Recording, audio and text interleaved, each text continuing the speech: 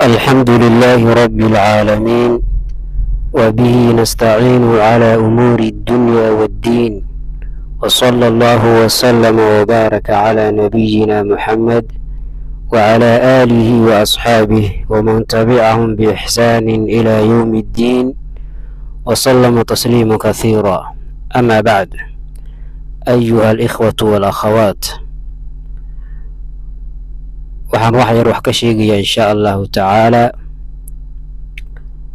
astaamaha iyo calaamadaha lagu garto kuwa caqliga leh ee ilaahay subxaanahu wa tacaala ee uu ugu magac daray ulul albaab. dadka la yidhaahdo ulul albaab baan rabaa inaan wax yar wax ka sheego insha allahu tacaala. ulul albaab waa kuwa caqliga leh oo caqliga fiyow leh weeyaan. haddaba yaa caqli leh? qof kasta wuxuu sheeganayaa caqli, wuxuu isku haystaa inuu yahay qof caqli leh. kii qayilayo qaadka cunayay wuxuu isku haystaa inuu caqli leeyahay. kii sigaarka cabayay wuxuu isku haystaa inuu caqli leeyahay. kii heesaha dhegeysanayay wuxuu isku haystaa inuu caqli leeyahay. mid kasta wuxuu isku haystaa inuu caqli leeyahay. keebaa marka caqli leh? sideese lagu kala garanaya qofka caqliga leh? ilaahay subxaanahu wa tacaala ayaa inoo sheegay. ilaahay subxaanahu wa tacaala wuxuu yidhi: wamaa yadakkaru ilaa ulul albaab. kuwa caqliga leh mooyaane kuwa kale ma waansamaan oo ma waansamayo qof aan caqli lahayn. ilaahi subxaanahu wa tacaala aayad kale wuxuu ku yidhi: innamaa yatadakkaru ulul albaab.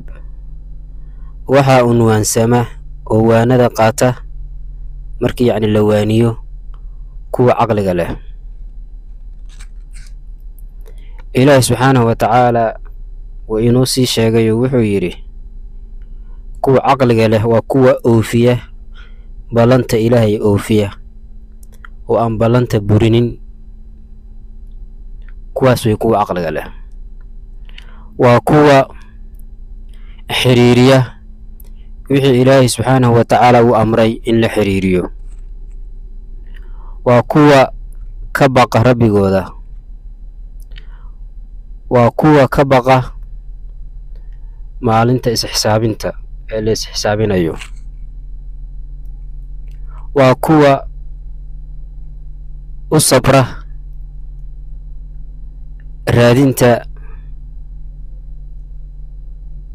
wejiga rabbigood,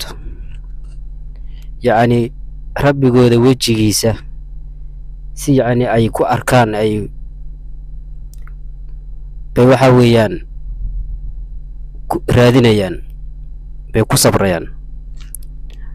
waa kuwa salaada ooga oo hagaajiya oo si fiican u tukada, kuwa caqliga leh. waa kuwa wax ka bixiya wixii ilaahay subxaanahu wa tacaala uu ku arsaaqay wax ka mid ah. wixii ilaahay subxaanahu wa tacaala ku arsaaqay wax ka mid ah bay bixinayaan. kuwa caqliga leh saas ayaa lagu yaqaanaa. weli waxay u bixinayaan si hoose oo qarsoon iyo si muuqataba. kuwa caqliga leh waa kuwa hadalka dhegeysta, kiisa wanaagsanna raaca. aladiina yastamicuuna alqawla fayattabicuuna axsanah. waa kuwaas way kuwa caqliga leh. ulaa'ika aladiina hadaahum allahu. kuwaas waxa weeye waa kuwa ilaahay subxaanahu wa tacaala u hanuuniyey, waana kuwa caqliga leh. aladiina yastamicuuna alqawla fayattabicuuna axsanah. ulaa'ika aladiina hadaahum allahu wa ulaa'ika hum ulul albaab. kuwaas way kuwa caqliga leh. ilaahay subxaanahu wa tacaala wuxuu kaluu yidhi: وتزودوا فإن خير الزاد التقوى واتقون يا أولي الألباب. sahay qaata maxaa yeelay sahay la qaato waxa ugu fiican ugu khayr badan alla ka cabsiga. aniga iga baqa kuwa caqliga u saaxiibka ahow u caqliga lahow. yacni waxaa alla ka baqa kuwa caqliga leh.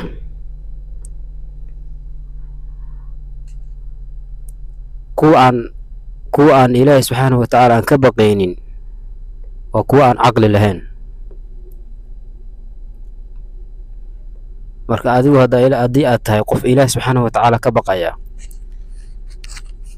oo alla ka cabsi dhab ah kaga baqaya, haddii aad tahay dee waxaad tahay kuwa caqliga leh baa ku jirtaa. laakiin alla ka cabsiga hadda wuxuu noqday wax afka laga sheegto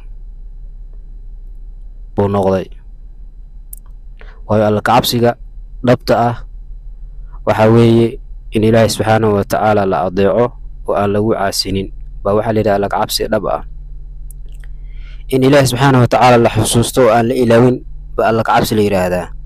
in ilaahay subxaanahu watacaala lagu shukriyo oo islaamnimadii iyo nimcadii iyo barwaaqadii iyo amnigii lagu shukriyo oo aan lagu kufrinin ayaa waxaa la yidhahdaa alla ka cabsi.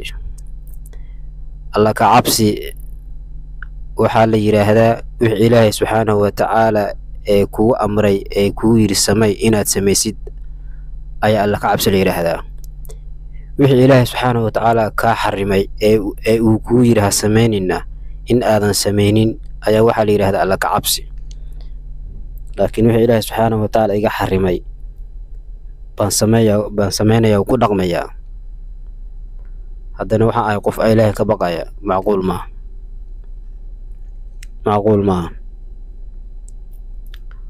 ilaahay subxaanahu watacaala wuxuu kaluu yidhi ilaahay subxaanahu watacaala ka baqa kuwa caqliga lahow, kuwa caqliga u saaxiibka ahow ilaahay subxaanahu watacaala ka baqa. saa daraaddeed marka waxaa ilaahay ka baqa kuwa caqliga leh. kuwa caqliga leh waa kuwa ilaahay subxaanahu watacaala xusa, yacni xaalad kasta ay ku sugan yihiin bay ku xusayaan, iyagoo taagan, iyagoo fadhiya, iyagoo dhinac u jiifa bay ilaahay subxaanahu watacaala xusayaan. ina fii khalqi asamaawaati waalardi waاkhtilaafi alleyli waannahaari laaayaati liuli lalbaab aladiina yadkuruuna allaha qiyaama waqucuuda wacalaa junuubihim wayatafakkaruuna fii khalqi asamaawaati waalard. waxay ku fikirayaan samaawaadka iyo dhulka abuuristooda bay ka fikirayaan kuwa caqliga leh. yacni waxay isweydiinayaan cirka iyo dhulka sababtoo loo abuuray iyo muhiimadda ilaahay subxaanahu watacaala uu ka leeyahay, iyo in uusan ilaahay subxaanahu watacaala bilaash iyo yaryar uusan u abuurin. markaasaa waxay leeyihiin rabbanaa maa khalaqta haada baadilan subxaanaka faqinaa cadaaba annaar. rabbigayniyow uma aadan abuurin, yacni cirka iyo dhulka uma aadan abuurin ciyaar iyo bilaash uma aadan abuurin. xumaanna iyo ceebna adaa ka nasahan ee waxaa samaysaa faqinaa cadaaba annaar, naga ilaali naarta cadaabkeeda. marka oo kuwa sidaa ku duceysta weeye kuwa ilaahay subxaanahu watacaala ka baqa ee ulul albaabka la yidhaahdo.